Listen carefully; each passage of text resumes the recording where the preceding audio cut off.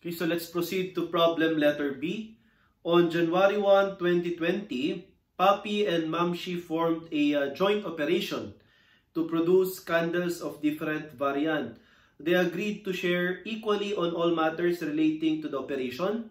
Mamshi contributed 6 million while Papi contributed machinery with carrying value of 3,650,000 and fair value of 4 million pesos. The profit or loss agreement of the operator shall be based on fair value contribution. Since the basis in sharing is the FV or fair value contribution, 60% ang kay Mamshi, 40% ang kay Papi. Okay?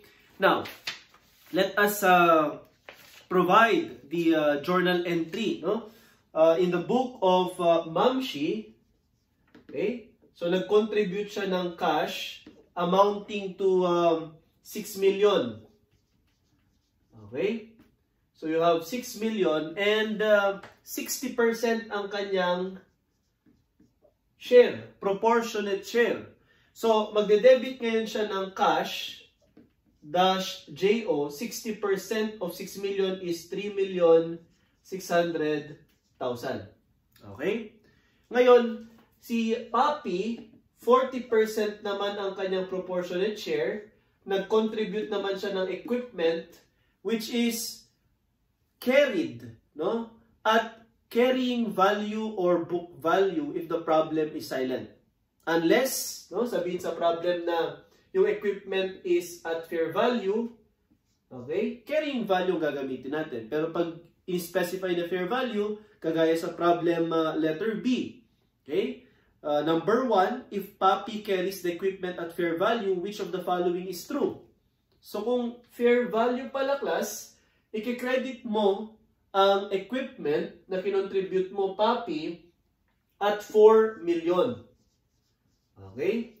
Ngayon, i-debit mo naman ang cash dash JO. Hindi ka nag-contribute ng cash, pero ikaw yung recipient ng cash na yan. Diba? JO. So, 40% of 6 million is 2,400,000. Okay? Then, ang normal na i-debit mo ay equipment dash JO at carrying value or book value. Diba? Multiply this by the percentage or proportionate share. Since fair value ang basis, so 4 million na fair value, multiply this by 0.4, so 40% of 4 million is 1.6 million. So ito na po ang magiging entry sa libro ni Papi, okay, when the said equipment is carried at fair value. Dito naman sa libro ni Mamshi, you have here equipment dash JO, which is 60% of the said fair value. So 60% of 4 million is 2.4 million. Ayan, class ha? Okay? So sagot natin class for number 1. If Papi carries the equipment at fair value, which of the following is true? Letter A, machinery in joint operation is debited in the book of Mamshi at 1.6 million. E kung titignan natin, equipment or machinery is 2.4. Okay? Libro po ni Papi yung 1.6 million. Machinery in joint operation is debited in the book of Papi at 2.4 million. Baliktad po, no? Kay Papi, dapat 1.6. Letter C, machinery in joint operation is debited in the book of Mamshi at 2.4. Ito po yung tamang sagot. Okay, letter C is the correct answer. Letter D, machinery shall be credited in the book of Mamshi at 4 million. Hindi po magkikredit ng machinery or equipment si Mamshi kasi ang kinontribute niya is cash. Okay? So that's for number 1. For number 2, if Papi carries the equipment at fair value, so fair value pa rin. Okay? Which of the following is false? Letter A, cash in joint operation is debited in the book of Mamshi at 3.6 million. Tama naman, class. 60% of 6 million is 3.6 million dinebit naman. Okay? Letter B, cash in joint operation is debited in the book of Papi at 2.4 million. Paano kinumpute yan? 6 million times 40%, tama din. It is 2.4 million. Okay. Letter C, cash is credited in the book of Mamshi at 6 million. Siya po yung nag-contribute. Tama po, 6 million po yung kinontribute niya. Then letter D, ito na po yung sagot sa number 2, which is false. No? Machinery is credited in the book of Papi at 5 million. Hindi po. Credit po natin at fair value kasi carried siya at fair value. Pero sabi nga natin kanina, kapag problem ay silent, carried po siya at book value. Okay? So ngayon, sa number 3, what if? So this is scenario number 1. Scenario number 2 naman, no? If carried, okay, at book value or carrying value.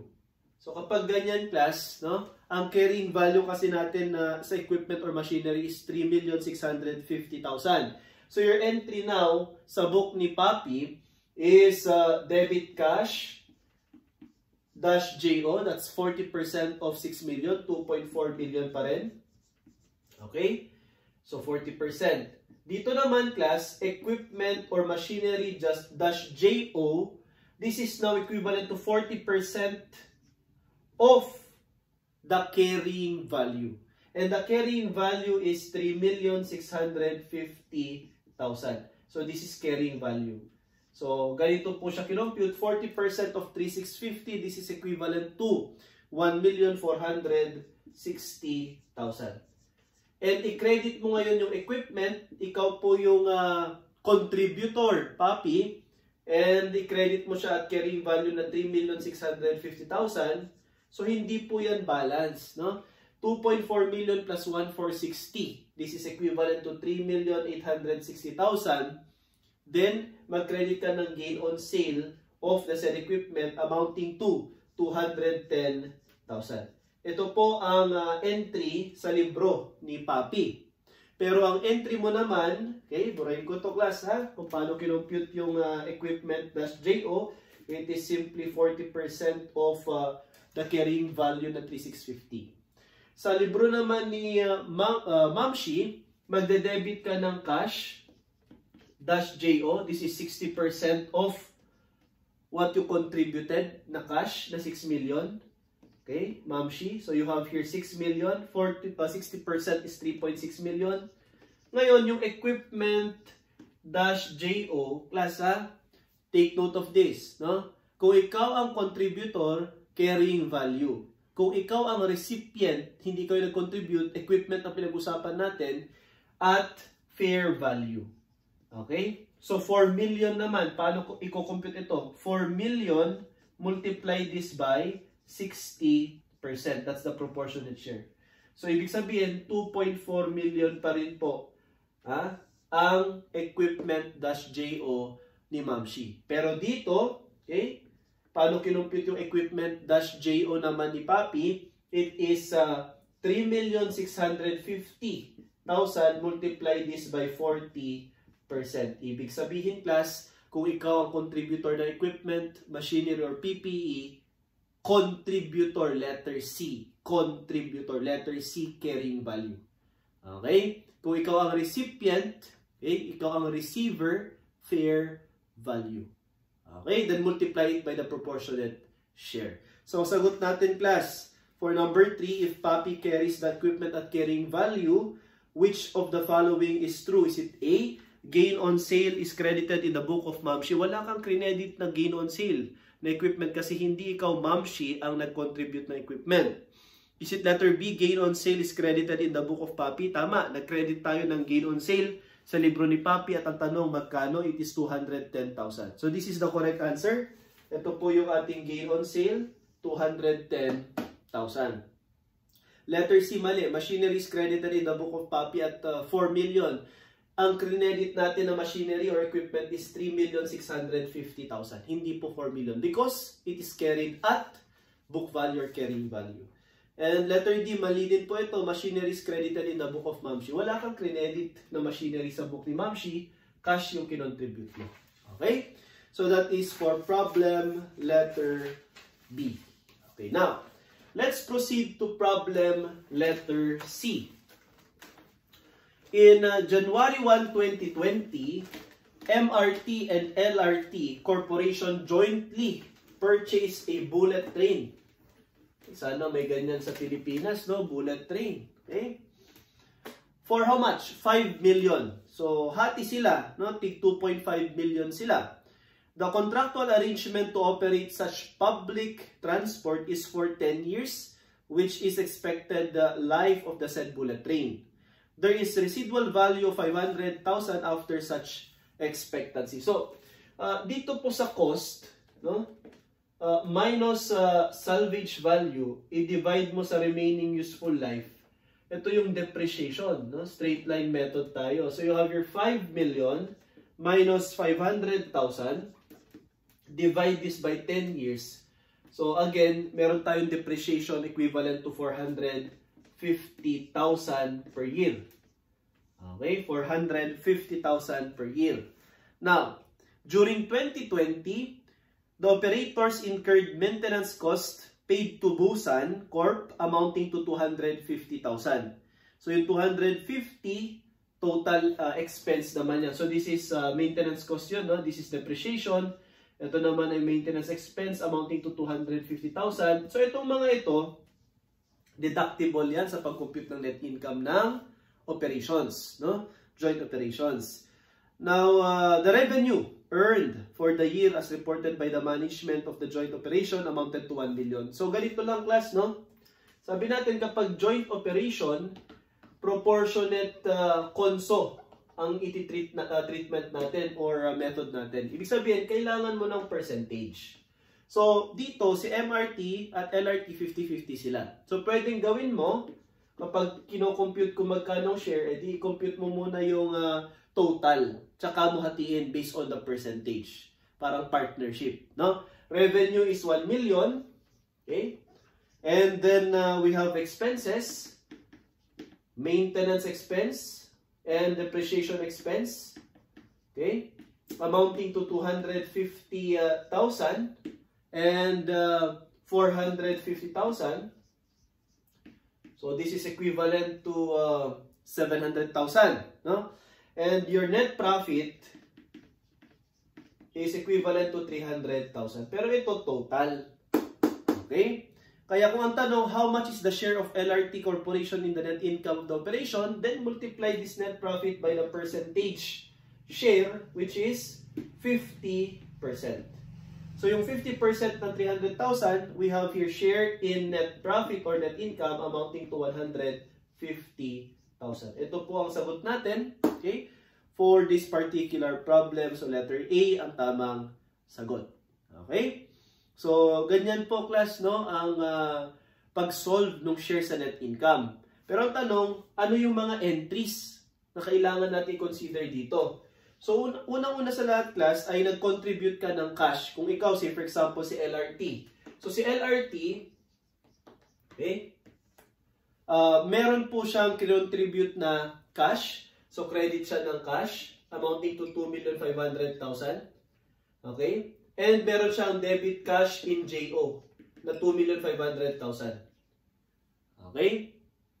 Ngayon, syempre, pwedeng cash in JO dash 1 to 50. Tapos, meron din siyang share sa 2.5 million ni MRT na 1 to 50. Pero, pwede mo na siyang i-combine. Diba? Kasi parehas naman yung account name. So, pwede pong cash dash JO.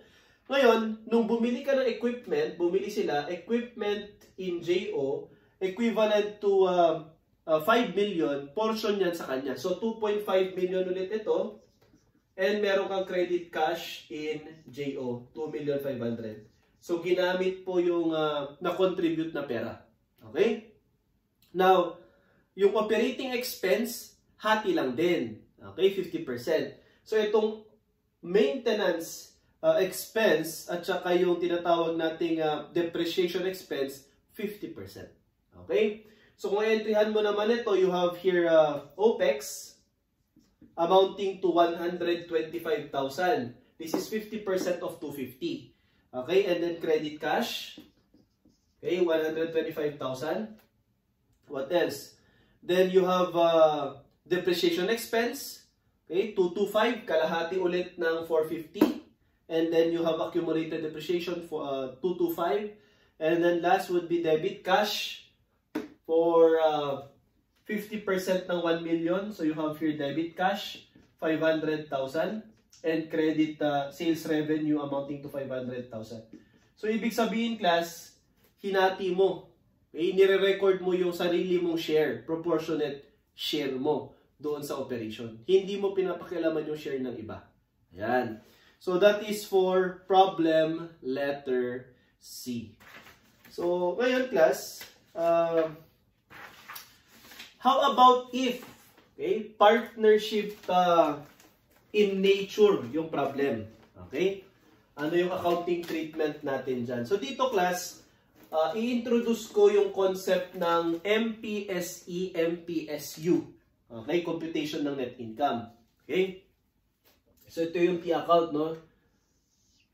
Ito, guide lang po, mga kapatid, ha? Acronym natin, MPSE, MPSU. Okay, U. Yan. So, dito, sa pag-compute class ng profit or loss, so you have here joint operations, no? Then, M is your merchandise inventory contributed or merchandise contribution. Okay? Tapos P, ito po yung purchases mo.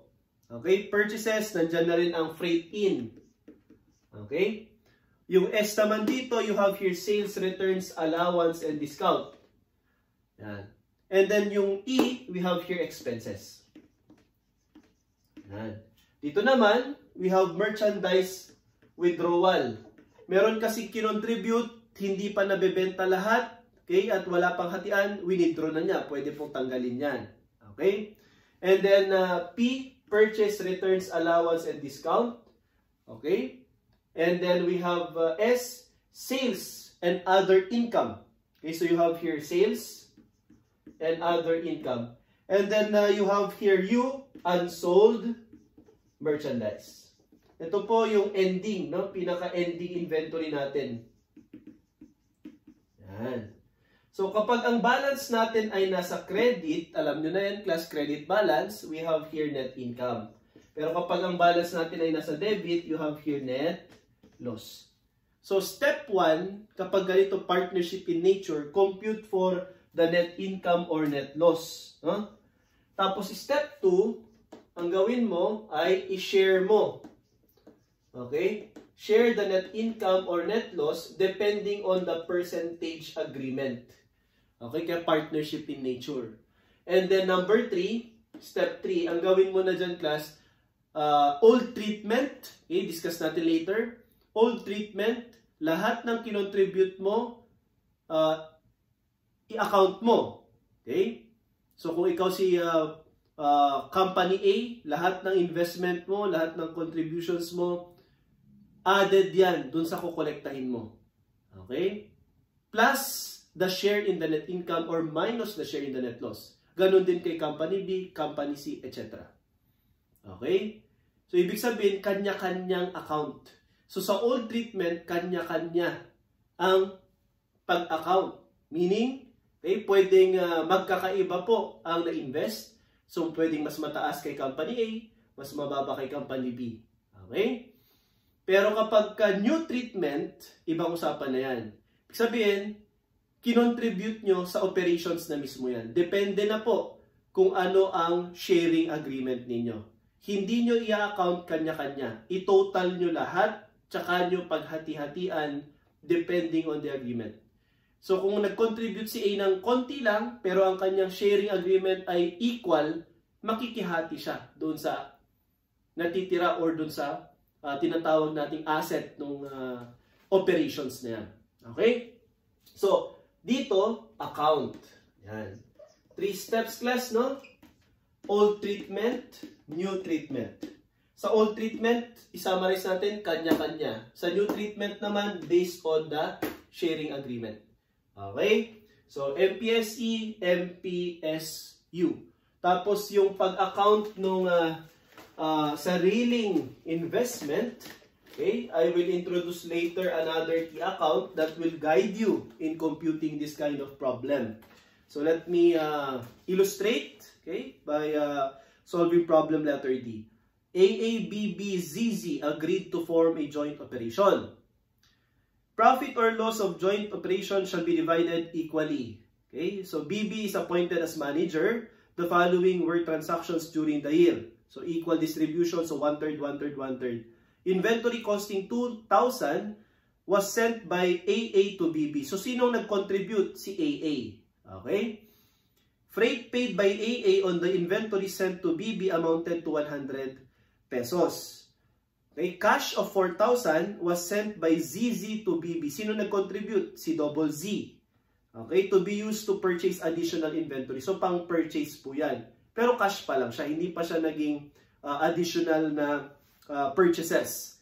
Pero sa letter D, BB purchase additional inventory. Bakit ba kasi binibigay kay BB? Dahil siya po yung appointed manager. Okay, so pinang-purchase na niya yung 4,000, dinagdagan pa niya ng 1,000 on account ni BB. So 5,000 po yung purchase. So kung i-account na natin, okay, JOMPSE. Magkano yung merchandise contributed? Inventory, letter A. Okay, letter A. Galing kay AA, 2,000. Yan. O BB, since ikaw ang manager, o ito yung inventory, ibenta natin. Tapos freight paid by AA, so meron pong purchase plus freight in. Letter A ulit yan, 100 pesos. What else? Letter C, cash of 4,000. Wala pa po na purchase, no? Sa letter D, si BB ang nag-purchase. So, ito po, purchase. Pero ang pinurchase na, hindi lang 4,000 worth ng inventory. 5,000 kasi nagdagdag pa siya ng 1,000. Account naman ni BB yon. Then, letter E, cash sales made by BB amounted to 16,000. So, MPSE, MPSU. Ito po sales. Ito sales returns and allowance. So, dito mo naman ilalagay ang 16,000. What else? Operating expense amounted to 1,100 were paid by BB using his own cash. Ibig sabihin, account na naman ni BB yan. So, we have here 1,100. So, ito, si BB, no, yung nag-shoulder niyan. Okay? Dito naman sa 5,000, hati po ito ni ZZ at saka ni BB. O, i-account lang natin. Yan. Yung 100 kay AA. Okay, now, unsold inventory at year-end amounted to 600 pesos which will be given to ZZ. So, ito po 600, hindi na po kukuha ng kumbaga cash itong si ZZ kung magkano man yung sharing nila, okay? Instead na cash lang ang kunin niya, pati din yung unsold merchandise. So may babawas sa kanya yon in terms of cash receipt, no? Cash receipt. So ngayon, i-add natin. So 2,000 plus 5,000, that's 7,000 plus 100, 7,1 plus 1,1, that's 8,200. Okay? So you have here 8,200. Dito naman 16,600. So pag nineto natin, meron po tayo ditong balance sa credit portion amounting to 8,400. And this shows na meron siyang net income. So ayan po, no? So for question number 1, how much is the profit or loss of the joint operation? Ang sagot po natin ay letter D, 8,400. Yan. So ngayon, sa step 2, so this is step 1. Step 2, sharing of net income. So yung 8,400, all you have to do is just to multiply this by 1/3, 1/3, 1/3. So itong si AA, si BB at saka si ZZ, tatanggap po sila ng tig to 2,800. 2,800. 2,800. So ito po proportionate sharing. Yan. Okay, yan po yung treatment natin. Okay, so ang sagot po natin sa number 2, how much is the share of AA, BB, and ZZ? You have letter B, 2,8, 2,8, and 2,8. Okay? Now, for number 3, how much is the cash receipt of AA, BB, and ZZ respectively? So, kapag cash receipt class, no? Kailangan mo nang i-account yung mga kinontribute nila. Okay, ganito po ang gagawin ninyo. See, for example, si AA, ang pag-account mo lang dyan, class, ay acronym natin, no? We have here SES, SWS. Okay? Ano po itong SES, SWS? C stands for contribution or investment. Yan, nasa debit side. E stands for expenses paid for the joint operations or simply the cost, no? And then S, share in the net income. Okay? Dito naman sa kabila, kung ikaw po ang manager at ikaw po yung tumanggap ng sales, no? Debit cash, credit sales revenue, accounted sa yan, nasa credit mo. Okay? And other income. So SOI. And then withdrawal of contribution or inventory and unsold merchandise. Kung nasa iyo din yung account ng yung mga natitirang inventory, ikaw yung kumuha, so kaltas naman sa iyo yan. And then of course, share in the net loss. So pag in-account natin, kapag mas mataas po ang debit side, we have here receipt. Okay? So we have cash receipt. Yan. Kapag naman credit side yung mas mataas, so this is receivable, no? Receipt. Ito naman, kapag credit side, you have here disbursement. Disbursement, ikaw yung magbabayad, magdidistribute, ikaw yung merong payable. Ayan. Okay? So ngayon, kung titignan natin, class, for example, si AA, no? AA. Purahin ko to, class, ha? So, SES, SWS. I-account natin si AA. SWS. So, si AA, nag-contribute siya ng 2,000. So, meron siyang 2,000. Aside from that, siya din po ang nagbayad ng 100. So, meron pa siyang 100. So, kanya-kanyang account, no? Kanya-kanya. Lagi ko dito, class, ha? Kanya-kanya. Yan. Kanya-kanya. Yan. Parang KKB, no? Sa old treatment ito, mga kapatid, no? Expenses paid, wala po. Kasi si BB po yung nag-account niyan. Siya po yung nag-shoulder ng expense. Share in the net income, 2,800. So, pag in-account natin, ikaw ba ang may sales? Ikaw ba nagbenta? Hindi po. May withdraw ka ba or unsold merchandise sa'yo? Wala din po. May share sa net loss? Wala din po. So, pag in-add mo yan, you have your 4,900. So, ito po ang receipt or receivable po ni AA. Kanino niya kukolektahin? Of course, yung may hawak ng sales, si BB. Ngayon, kung titignan natin sa choices, no? Letter C lang po yung may 4,900. So, yan ay sagot natin, letter C. Okay? 4,900. Okay? Pero kung gusto natin patunayan na 4,900 din yung share ni BB, then i-apply mo rin itong tinatawag nating SES, SWS. Okay? So, buray ko to. Ngayon, si BB. Okay? Magkano ang kinontribute ni BB? Meron po siyang kinontribute dito. Share niya dito. We have here 1,000.